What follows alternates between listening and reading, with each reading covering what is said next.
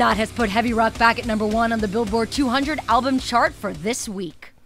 The group sold northward of 126,000. The label says it topped 131,000 copies of its new album, Point 5, The Gray Chapter, an ode to fallen member Paul Gray.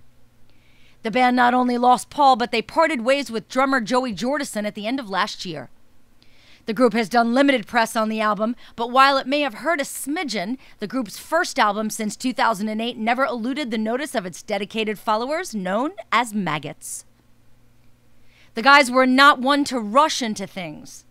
Vocalist Corey Taylor told us on numerous occasions that Slipknot had to be ready to head into the studio under what was an emotional weight, recording in the studio for the first time since Paul Gray's death. It's going to take some time, you know.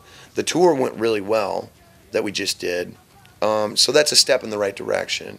But there's still a lot of things that we've got to work on before we can run back in and be like, okay, let's do another album, you know. Let's slow down a little bit, you know.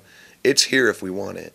But if we make the wrong choices for the wrong reasons, then it could all go like that, and I don't want to be a part of that.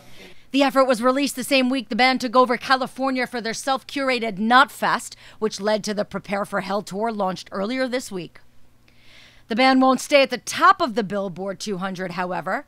The juggernaut that is pop star Taylor Swift and her new album, 1989, is set to debut next week with over 1 million copies sold, making her the most successful pop star this decade, according to SoundScan.